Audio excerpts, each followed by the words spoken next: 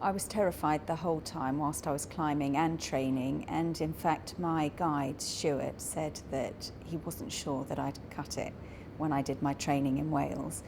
The only thing that really kept me going, well, two things kept me going. One, my cause, so the Murray Parish Trust raising funds for the A&E unit down at Southampton General, and the people that were supporting me. So I felt like I had to just get over it, but I sort of trembled all the way up and all the way down.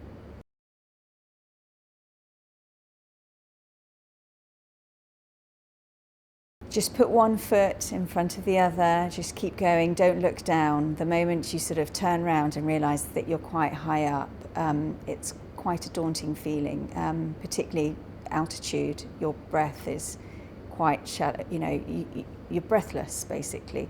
And of course, if you've got the fear of heights as well, then you're really panting, and it is literally you're panting. Climbing the Matterhorn from midway up to the summit takes 9 hours, and most of it's done in darkness, so there's the element of the unknown as well.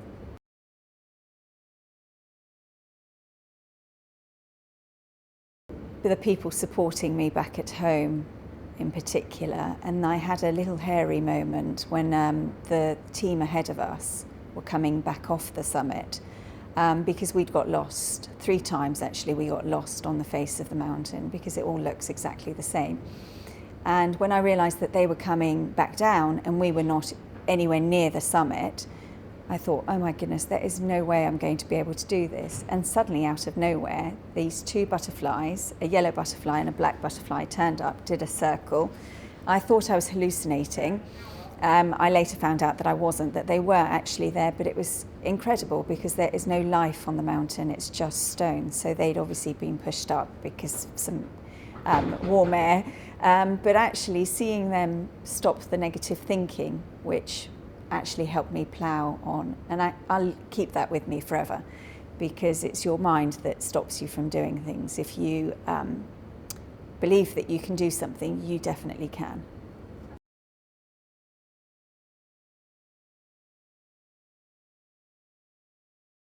I don't like heights and I don't like the cold, so I thought they would be a good combination for a challenge.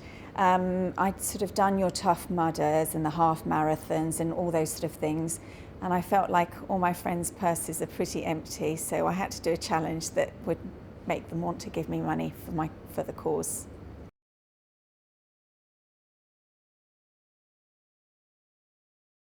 The top thing that I'd say is that I think if you have a goal other than just climbing a mountain or doing something that is for the benefit of others, you're more likely to succeed because you're not going to give up. Those days that you wake up and think, I really don't want to train, you're going to get up and train because you know that you've got to do it and it's going to help others. So, yeah.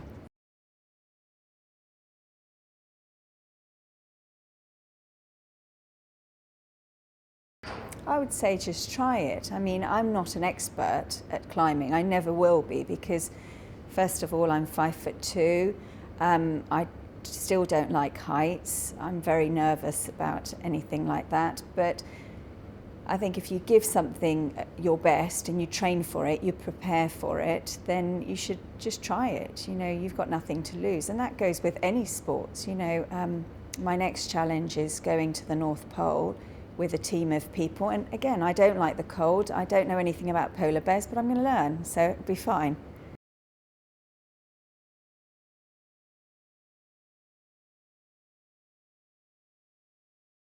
So I've been up the Matterhorn, I've been up Mont Blanc. I went up Mont Blanc in 2015 for the Teenage Cancer Trust. So they needed a piece of equipment down at Southampton General, and I thought I'd do that, but that's a bit more of a hike. So it was very enjoyable, but not as super risky as the Matterhorn is. I love mountains. I love the peacefulness. I love the fact that you are out and it's just quiet. Most of the time there's no mobile signal. So you are literally with nature and with your thoughts and just silence, basically. It's quite nice.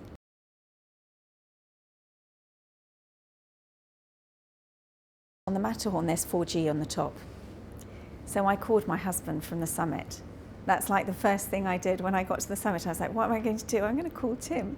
Hi Tim, I'm on the summit of the Matterhorn. And he just looked, he basically just said straight away, just get yourself back down, please.